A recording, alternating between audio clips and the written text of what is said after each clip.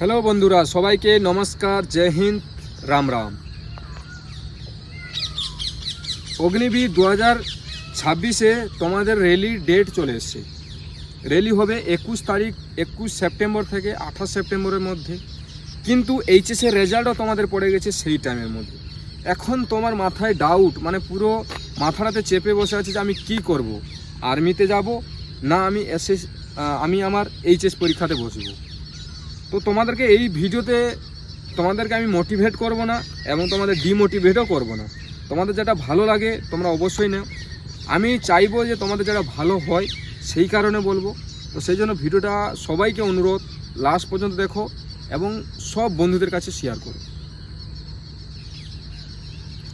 চ্যানেলে যদি নতুন হয়ে থাকো তাহলে চ্যানেলটাকে সাবস্ক্রাইব করে নাও এবং এইরকম ইনফরমেশান ভিডিও পাওয়ার জন্য ফলো করে রাখো। প্রথমে আমি তোমাদেরকে বলি, এইচএস পরীক্ষা তোমাদের শুরু হচ্ছে 21 তারিখ থেকে এবং আর্মি অগ্নিবীরেরও ফিজিক্যাল শুরু হচ্ছে 21 তারিখ থেকে। তো 21 তারিখ থেকে শুরু হচ্ছে। মানো যে তুমি জিডিতে পরীক্ষাতে পাস করছো, মাঝে তো তোমার গ্যাপ থাকছে, কিন্তু তুমি সেই হিসাবে যেতে পারছো না। যদি তোমার স্বপ্ন থাকে যে আমি তো এইবারে ইন্ডিয়ান আর্মিতেই সিলেকশান হয়ে নিব, তুমি ফার্স্ট ফেজে এক্সাম কোয়ালিফাই করেছো, মানে তোমার নাম্বার ভালো আছে, এটা তো তুমি 100% শিওর থাকো। আর তোমার যদি ফিজিক্যাল ভালো থাকে, মানে আমি ফার্স্ট গ্রুপে ফিজিক্যাল কোয়ালিফাই করে নিব, তাহলে কিন্তু তুমি আর্মিতে যাও। যদি তোমার মনে ডাউট থাকে যে আমি ফিজিক্যালও কোয়ালিফাই করে নিব কিন্তু আমার মেডিকেল মনে হয় আমি মেডিকেলে কেটে যেতে পারি, মেডিকেল আমি তোমাদেরকে বলি মেডিকেল হচ্ছে সেটা তোমার উপর নির্ভর করে না, সেখানে যে ডাক্তার দেখে তার উপরে নির্ভর করে। তুমি সিভিলে যত ডাক্তারকে দেখিয়ে নিয়ে তুমি ফিট হয়ে এত বড় পান্নাতে লিখে নিয়ে গেলেও সেখানে ফিট করাবে না। আর্মিদের একটা রুল থাকে, সেইখানে যদি তারা বলে যে আনফিট তো আনফিট, সিভিলে ডাক্তার হয়তো তোমাকে ফিট বলতে পারে কিন্তু আর্মিতে আনফিট, ঠিক আছে? তো মেডিকেলে চব্বটা আমি ছাড়লাম।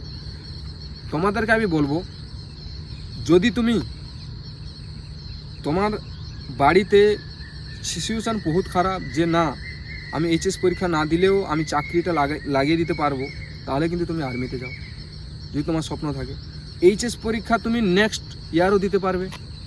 তুমি বলবে যে আচ্ছা চাকরি পেয়ে গেছে বলে তোমাদেরকে আমি জ্ঞান দিচ্ছি, এরকম কিছু না।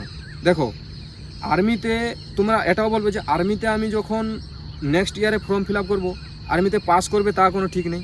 আগের বারে যারা পাস করেছিল তারা এবারে পাস করতে পারেনি, আর তুমি যে আগের বারেই পাস করবে তার কোনো মানে নেই। আর্মিতে এইরকমই হয়, তুমি যেগুলো সঠিক ভাববে সেগুলো তোমার কাছে ভুল, আর যেগুলো ভুল ভাবছো সেগুলো সঠিক হয়ে গেছে, ঠিক আছে? তো এই জন্য তোমাকে বলি এইচএস পরীক্ষা আপ ডাউন করে দাও। এবারে তুমি আর্মিতে ভ্যাকেন্সিটা রেখে নাও। এইচএস পরীক্ষা তুমি বলবে আমার বয়স চলে যাবে, আরে গ্র্যাজুয়েশানেও তো 3-4 বার ছেলেরা দেয়, ড্রপ মেরে দেয়।